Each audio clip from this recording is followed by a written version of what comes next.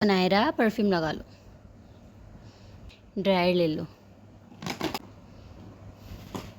कुछ भी नहीं दोगे नायरा को? नायरा छोड़ो।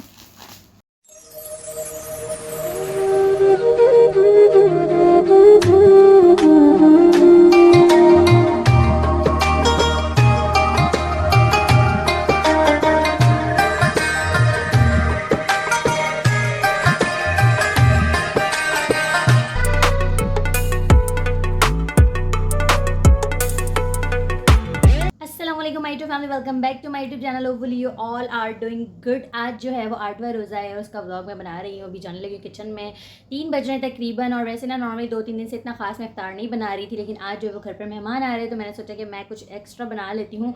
वैसे मैं सोच रही थी ना मैं आज एक तो रेसिपी ऐड करूँ, आप सोचा कि चलो आज ही बना लेती हूँ। अभी मुझे पता चला है तो एक्स्ट्रा प्रिपरेशन कर लेते हैं। आज सुबह से ही जो है ना घर पर हेल्पर मशीन भी लगी हुई है, घर की क्लीनिंग भी साथ साथ चल रही है। और लाइट ना कंप्लीट लगी नहीं अभी तक किचन की, क्योंकि कल जो है वो काम अधूरा रह गया था, बारिश हुई थी। और आज जो है वो आते ऑफिस चले गए। अब शाम में आएंगे तो लगाएंगे अगर पॉसिबल हुआ, क्योंकि इफ्तार बन रहा होता है ना, तो फिर मैं कहती हूँ किचन में ना आए अभी, क्योंकि वैसे टाइम बड़ा शॉर्ट होता है। तो चलें अभी किचन में चलते हैं और क्या क्या बना रही हूँ आपको आगे बताती हूँ। अगर चैनल पर न्यू है और अभी तक सब्सक्राइब नहीं किया तो प्लीज़ सब्सक्राइब कर लें, वीडियो को लाइक ज़रूर कर दिया करें। बेटा जो है वो मेरी आ गई है किचन में मेरे साथ, है ना। साथ साथ जो है वो आज यहाँ पर मशीन भी लगी हुई, क्लीनिंग अभी होगी जब ये मशीन का काम कंप्लीट हो जाएगा। और नायरा मेरे साथ है, नायरा मेरे साथ ही होती है। यहाँ पर जो है ना थोड़ी सी चिकन मेरे पास रह गई थी प्रिपरेशन के बाद, और ये जो है वो मैंने अभी इसको निकाल लिया, काफ़ी ज़्यादा फ्रीज़ है। कुछ रेसिपीज़ इसके साथ बनाऊँगी और कुछ चीज़ें यहाँ पर मंगवाई हैं मैंने।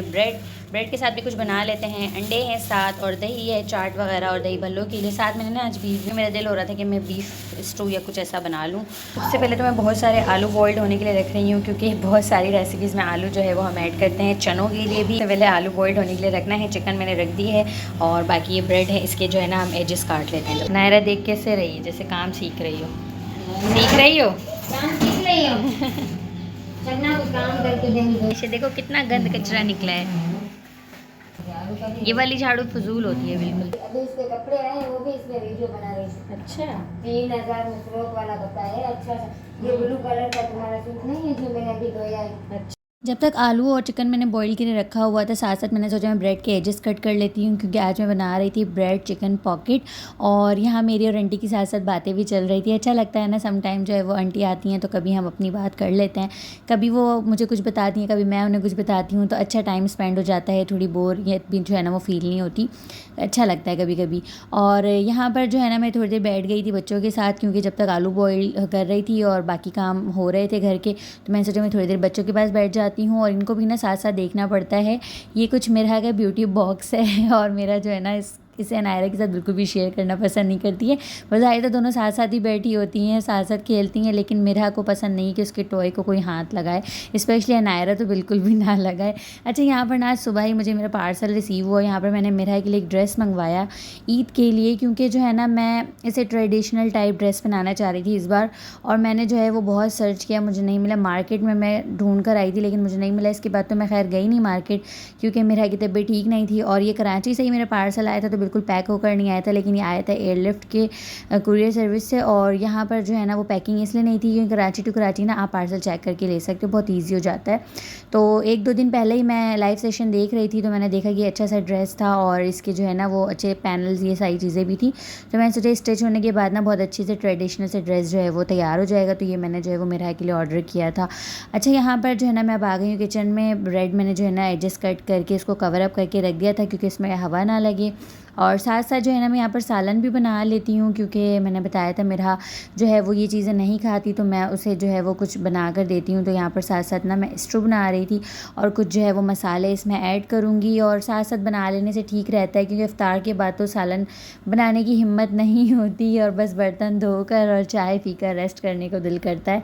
तो सारे काम जो है ना इफ्तार से पहले कर लिए जाएँ तो अच्छा लगता है। स्टैमिना भी अच्छा खासा होता है ना, रोज़ा इफ्तार करने के बाद तो बिल्कुल भी हिम्मत नहीं होती। चिकन यहाँ पर जो है वो बॉईल कर लिया था, तो मैं यहाँ पर अब श्रेड करूँगी। सालन मैंने बनाने के लिए रख दिया था। और आज मैं एक मज़ेदार सी रेसिपी बनाने लगी हूँ, पोटैटो चिकन कबाबिश। और काफ़ी टाइम से मैं सोच रही थी कि मैं चिकन पॉप्सिकल बनाऊँ या कुछ ऐसे डिफरेंट से बनाऊँ। मेथड तो वही सारा होता है, लेकिन उसको ना हम कुछ डिफरेंट लुक दे देते हैं। और यहाँ पर ना बीच बीच में मुझे नायरा को देखना होता है। नायरा पीछे से रो रही होती है, और अब तो बहुत ज़्यादा मुझे डर भी होता है ना, क्योंकि नायरा जो है वो थोड़ा थोड़ा क्रॉल करके ना आगे भी जा रही होती है। तो मैं हर थोड़ी देर में ना नायरा के पास आ रही होती हूँ। चिकन श्रेड करने के बाद ना मैं दोबारा से जो है वो किचन में आ गई थी, और मैंने सोचा ना मैं चने वगैरह निकाल कर रख दूँ, क्योंकि थोड़े से ना फ्रीज़ हो रहे होते हैं, तो इसको थोड़ा सा टाइम लगता है सेट होने में। अगर बहुत ज़्यादा जल्दी हो तो इसे पानी डालकर छोड़ सकते हैं, लेकिन मुझे बहुत जल्दी नहीं थी। और बार बार जिस तरह से मैं देखती रहती हूँ नायरा को, नायरा की आवाज़ नहीं आ रही, तो फिर जब मैं आई तो देखा नायरा खुद ही सो गई थी। क्योंकि ज़्यादा देर बैठी होती ना, तो फिर मैंने इसे लिटा दिया था। दोनों साइड में मैंने पिलो लगा दिए थे, ये इधर उधर ना जाए। और खेलते खेलते ना जब मैं आई तो नायरा खुद ही सो चुकी थी, कि इसे नींद आ रही थी, और ये जो है ना उसका स्लीप टाइम था। खैर सो गई तो मेरे लिए थोड़ा सा काम ईजी हो गया। मैंने सोचा मैं फटाफट से अपने काम कर लेती हूँ। चने बनाने के लिए मैंने बाकी जो कटिंग वगैरह करनी थी वो मैंने कर ली है। साथ साथ मैंने सोचा कि मैं कबाबिश की तैयारी करती हूँ, लेकिन इससे पहले जो है वो मीठे वाले दही बड़े बना कर रख देती हूँ। इससे ना सेट होने में थोड़ा सा टाइम लगता है, और जितने ज़्यादा ये जो है वो दही के साथ सेट हो जाए ना, इतना इसका टेस्ट अच्छा आता है। ये सिंपल वाले दही बड़े बना रही हूँ, जैसे मैंने अभी बेकरी से मंगवाए थे ना, ये वही वाले बनते हैं। और जो जैसे मैं दही भल्ले बनाती हूँ ना, ग्रीन चटनी और इमली की चटनी डालकर, ये वो नहीं है, बहुत सिंपल है। इसको बस दही लेते हैं और साथ साथ जो है ना थोड़ा सा पिंच ऑफ सॉल्ट ऐड करती हूँ, और थोड़ी सी चीनी की क्वांटिटी ज़्यादा रखती हूँ, क्योंकि ये मीठे होना तो ज़्यादा अच्छे लगते हैं। और थोड़ा सा मैंने पिंच ऑफ जो है वो इसमें चाट मसाला ऐड किया है। बस इसे अच्छी तरह से मिक्स करेंगे, और इसे बनाकर अगर फ्रिज में रख दें ठंडा हो जाए तो ये काफ़ी ज़्यादा अच्छा लगता है ना। वैसे तो हम इफ्तार में फ़ौरन ही नहीं खाते, क्योंकि इतनी सारी चीज़ें होती हैं ना, हैवी हो जाता है, तो हम ये बाद में ही खा रहे होते हैं। जिस तरह से फ्रूट चाट को ठंडा करके खाते हैं ना, तो इसे भी ठंडा करके खाएं तो काफ़ी अच्छा टेस्ट लगता है। तो इसे जो है ना मैंने अच्छे से इस तरह से दही के साथ सेट किया। अब मैं ऐसे ही फ्रिज में रख दूँगी, और बाद में जो है ना मैं इसके ऊपर पापड़ी वगैरह ऐड करूँगी। कल यहाँ पर जो है वो आतिफ ने हाफ़ लाइट लगाई थी, और हाफ़ क्यों नहीं लग सकी, क्योंकि कुछ चीज़ें भी चाहिए थी, और कुछ जो है ना वो मिस्टेक हो गई थी, जिससे जो है वो हाफ़ लाइट ख़राब हो गई है। और मैंने सोचा मैं इसको ऑन कर लेती हूँ, किचन की लुक थोड़ी अच्छी होगी, कुकिंग करते हुए मज़ा आएगा। लेकिन जब मैंने कैमरा ऑन किया ना, तो कैमरे में जो है वो इस तरह की लाइट आ रही थी, और मैं परेशान हो गई हूँ कि मैं वीडियोस कैसे बनाऊँगी। मैंने तो लुक चेंज करने के लिए लाइटें लगवाई हैं, और इससे जो है ना वो अजीब सी वीडियो बन रही है। तो खैर यहाँ पर जो है मैं पोटैटो कबाबिश जो बना रही हूँ, उसमें ना मैं थोड़ी सी चिकन ऐड की, श्रेड की हुई, सारी नहीं ऐड करेंगे। और कुछ मैंने स्पाइसेस यहाँ पर ऐड किए हैं, बहुत सिंपल कुटी हुई मिर्चें, भुना हुआ कुटा हुआ ज़ीरा, black pepper, white paper, chicken powder, और थोड़ा सा सॉल्ट ऐड करके ना इसे अच्छी तरह से मिक्स करेंगे। अच्छा ग्रीन मैंने दिखाया नहीं, उसमें हरा धनिया और मोटी वाली जो मिर्चें होती हैं उसको बारीक कट करके, और 1 से 1.5 चम्मच ना कॉर्नफ्लोर के ऐड करेंगे। इससे जो है ना वो आलू अच्छे से सेट हो जाते हैं। यहाँ पर ना जो स्टिक नहीं होती जिससे हम शाशरे के स्टिक वगैरह बनाते हैं, वो मैंने 2 ले ली थी। वैसे जो है ना वो इसे हम किसी और, मतलब अगर हम किसी और शेप में देना चाहें, लाइक पॉप्सिकल बनाते हैं, वो लुक भी दे सकते हैं, जिस तरह से आइसक्रीम के स्टिक के साथ बनाते हैं, डिफरेंट लुक देकर बना सकते हैं। लेकिन आज मैं जो हूँ ना यहाँ पर जिस तरह से कबाब बनते हैं ना, सीख कबाब, वो वाली शेप देना चाह रही थी, तो मैंने जो है वो स्टिक को यूज़ किया था। और एक स्टिक में अगर हम बनाएंगे ना, तो ये बिल्कुल भी सेट नहीं होंगे, और घूमते जाएंगे या गिरते जाएंगे, क्योंकि ये वैसे आलू है ना। और मैंने यहाँ पर 2 स्टिक ले ली थी, और 7 अंडा ले लिया। ब्रेड क्रम्स मैंने लिए हैं थोड़े बारीक वाले, और उसे जो है ना वो हम इसके ऊपर जो है वो सिंपली अंडा लगाएंगे और ब्रेड क्रम्स लगाएंगे। तो यहाँ पर ना मैंने बाउल के अंदर अंडा लिया था, और मैंने सोचा कि मैं इस तरह से ना इसे स्पून की मदद से जैसे लगाते हैं वैसे लगा लूँगी। और स्टिक लेने के बाद हमने थोड़ी सी क्वांटिटी ली आलू की, और इसे अच्छी तरह से सेट कर देंगे। जिस तरह से हम कीमा या गोश्त के साथ जो हम बनाते हैं ना कबाब वगैरह, सेम इसी तरह से बस हम इस आलू के साथ बना लेंगे, और इस तरह की लुक जो है ना हम इसे दे देंगे। साथ साथ जो है ना मैं यहाँ पर पता नहीं इतनी जल्दी में थी, और मुझे समझ ही ना आया, मैंने फ़ोर्क के साथ ही अंडा लगाना शुरू कर दिया था। फिर मैंने स्पून की मदद से इसे अंडा लगाया, और साथ यहाँ मैं ब्रेड क्रम्स लगाऊंगी। बिल्कुल बारीक वाले ब्रेड क्रम्स हैं, क्योंकि हम जो है ना इसमें मोटे वाले नहीं लगाएंगे। इसे हमने जो है वो कबाब लुक देना है। ये फ्राई होने के बाद बिल्कुल कबाब जैसे लगे, तो इसमें जो है ना वो बिल्कुल बारीक वाले ब्रेड क्रम्स लगाएंगे। अगर ना हो ना, तो जो मोटे वाले हैं उनको भी बारीक कर सकते हैं, मतलब एक बार जो है वो ब्लेंडर में या चॉपर में चला दें, तो वो अच्छे से जो है ना वो बारीक हो जाते हैं। कुछ इस तरह की जो है वो इसकी लुक आएगी, और काफ़ी अच्छी लुक लग रही थी ओरिजिनल ना। तो यहाँ पर मैंने इसकी 4 पीसेस बना लिए थे, और फिंगर की मदद से देखें मैंने इसको शेप भी दी है। जिस तरह से हम सीख कबाब की शेप देते हैं ना, वैसे ही मैंने जो है वो इसकी थोड़ी सी शेप देने की कोशिश की थी। और यहाँ पर देखें जी अच्छे से बन चुके थे। मैंने 4 ही बनाए थे, क्योंकि बाकी चीज़ें भी हैं, तो ये हैवी ना हो जाए। बस मैंने 4 ही यहाँ पर तैयार कर लिए थे। इसके बाद अब हम आ जाते हैं चिकन पॉकेट की तरफ। ब्रेड चिकन पॉकेट जो मैं बना रही हूँ उसके लिए मैंने तमाम चिकन लिए जो मैंने श्रेड की थी। उसमें मैंने थोड़ी सी शिमला मिर्च ऐड की हैं, थोड़ी सी मोटी वाली मिर्च ऐड की हैं।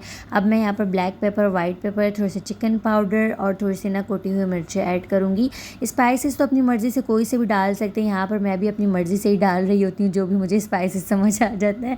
और थोड़ी ना चिली सॉस ऐड कर रही हूँ और मेयोनीज़ ऐड करूँगी।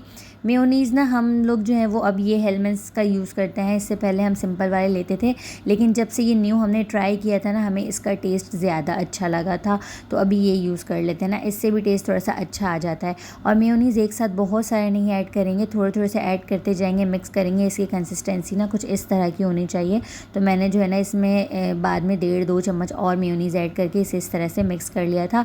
बिल्कुल जो है ना वो चिपकने वाली कंसिस्टेंसी इसकी होनी चाहिए, क्योंकि जब हम इसे कट करेंगे ना तो ये बैटर जो है वो इसका गिरे नहीं। और साथ जो है ना अब हम इसके ऊपर इसे लगा लेंगे और सिंपली जो है वो मैंने केचप ले लिया, चिली गार्लिक जो सॉस होती है हमारे पास वो मैं इसके ऊपर स्प्रेड कर रही हूँ।